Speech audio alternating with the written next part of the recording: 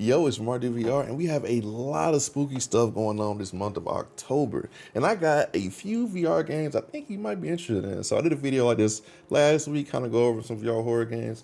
But I think it's time to make a definitive list of my favorite VR horror games, which I think are a must try if you are trying to find some VR horror. So I got 6 games for you, and I hope you like all of them. Here's my list of scary as VR games. Let's get into it. The first game on our list is Five Nights at Freddy's Help Wanted.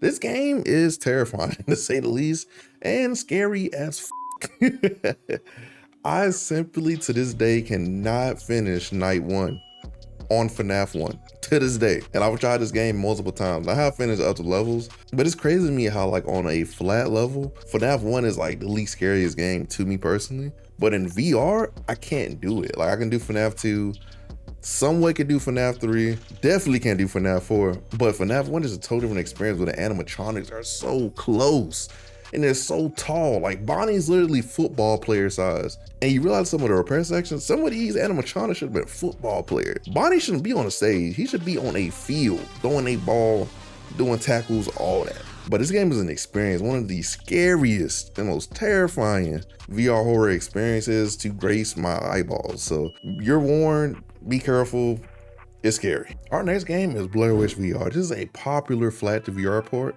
of Blair Witch. And this game is dark. This is a very dark game. You get a dinky flashlight, which you know what, we gotta talk about this. Why in all these horror games do they give you these dinky flashlights? Give me like the one with the good AA batteries, like the big A batteries or something. I need something crazy. But in this game, your biggest enemy obviously is the Blair Witch. And so basically you're going on a trip down memory lane of trauma, pain, trauma, and a bunch of other stuff to figure out the mystery and uncover your own secrets. Is really cool. And the Blair Witch whole thing is using your mind against you. So there's a lot of traumatic things that happen in this game. And honestly, the setting is the peak part of this because everybody hates being alone, right? But being alone in the woods at night is even worse. And it even sucks more when there's things happening around you in that forest at night. Because me personally, I'm like, I don't like being in dark places by myself at night. It just doesn't work. Black people, we just don't do that. We don't do shit like that, all right? So this is one of my first VR horror games I played, and I cannot recommend it enough. I love the dog in this game because he honestly gives you a bit of peace in all this madness. And I appreciate that pup. I forgot his name because it's been years since I played it. And this game is amazing because it can be played on PCVR and the Quest. So if you got the Quest 3 coming up, you got those good high resolution lenses, go ahead and pop this game in and scare the fuck out of yourself. Our third game on the list is Phasmophobia. So this is another flat to VR port game that is really good and scary. Phasmophobia is a ghost hunting simulator, or really a ghost researching simulator, because you collect evidence on which ghost is haunting the location that you're presently in. You can also play up to 4 people co-op. And this game is great flat. This is a very good game flat, but in VR, it takes it to a whole nother level. Like this is a game I can't play flat by myself, and I really can't play it in VR by myself. And it's even hard with friends sometimes, because man, once you're standing in that dark house or hospital or outside by yourself, you start thinking about a lot of things you probably shouldn't think about outside in the dark by yourself. This is one of those games where it's just, you can tell the studio really put love into the VR port, and it shows when you interact with objects. The performance is decent. Some people say it's gotten worse over the years, but personally, I don't have that issue. So, you know, take it as you will. But to me, this is one of the best VR horror games. And there's not many that contend with it in terms of consistent content updates, DLCs, and a bunch of other stuff that you don't even have to pay for. The devil's just giving it to you. So check this out if you have friends and you want to be scared together. It's a fun time, I tell you. Our next game is Alien Isolation. Fuck this game. I hate this game, man. I really hate this game because it's so scary in VR. I tried it for a few minutes. Never again. I didn't finish this one. This is one I'm never gonna finish. No matter how much you guys may sub, follow the channel, maybe give a like or 2, or anything like that. I'm not finishing this game. No, sir. The Alien is already terrifying enough on a flat game. Seeing it in VR is not a fun experience. I wouldn't recommend it to anybody, even though I'm recommending it to you right now. So you probably should go play it. I mean, if you build like that, go ahead, you know, play it. But me personally, no, this game is terrifying. It's just knowing something is that smart, that fast, kills you in one hit, and you only have a slight chance of actually warding it off when it's close to you. It's trauma inducing. The only thing this game is missing, because this is a VR mod for alien isolation, is motion controls, so you can actually move your arms around and stuff like that. But it is still a great game to play in VR. But it is still a good game to play in VR because the first person is crazy.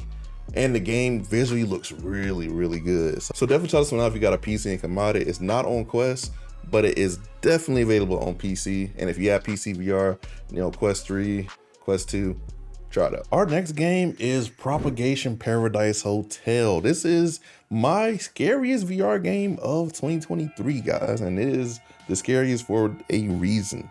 This game is terrifying. I've never been so scared during a zombie game. This is a zombie game.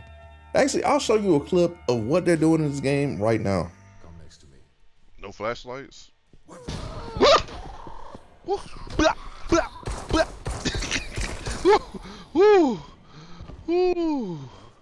was close. Bro, you. Are you okay? Yeah, I'm I'm fine. Wait, hold up, bro. We better not stick. Wait, hold up. Wait, they coming like this. You wanted them. Come on, man. Like, bro, this is the first few minutes of the game. Imagine what the later halves look like. This game is insane. And it's honestly very Resident Evil-like, how there is crafting in the game. You have to actually pick up batteries to charge your flashlight. There's a bunch of other little micromanaging things you have to do to kind of explore, to get your resources. And these zombies in this game are hard to put down. Like, multiple rounds, and sometimes they get up. You kill them and they get up sometimes. There's been times where I walked back into a room I had previously been in, that zombie standing up, and I'm like, I know I put you down, so why are you back up? It's a very different experience, and Propagation is one of my favorite VR horror series because even the first game is really fun. So check out the first game, check out Propagation Paradise Hotel. This is a VR horror game you should not skip. The game is amazing, and the atmosphere, the sound design is impeccable. I would highly recommend this to anybody who enjoys VR horror. Or if you want to get into a new fun game, this is it. Now the game is a little short, it's like 2 to 3 hours, but it is a very fun 2 to 3 hours and terrifying. Go play it. Now y'all know I had to include Resident Evil on this list. Capcom has literally given us one of the best flat to VR ports I've ever seen. And it's surprising because it's Capcom. But the Resident Evil 7 and Resident Evil 8 ports to VR are amazing experiences. I played a little bit of 7. I couldn't do it because 7 is probably the scariest Resident Evil to me. But I did play through a good chunk of RE8, and it is a great experience in VR. And it really puts into perspective how terrifying these games are. Like, Jack is huge. That's a big dude, man, and he is very fast. Getting chased by various enemies in VR is always the worst and best experience. But the Benviento house for RE8, oh nah, that was, yeah, no, never again. Never again. Getting chased by that big baby, no, I'm not doing it ever again. Y'all got it. Definitely play this though. It is a beautiful port. The PSVR2 has RE8. You can also get a PCVR mod for RE7 and RE8, and the PSVR1 has RE7.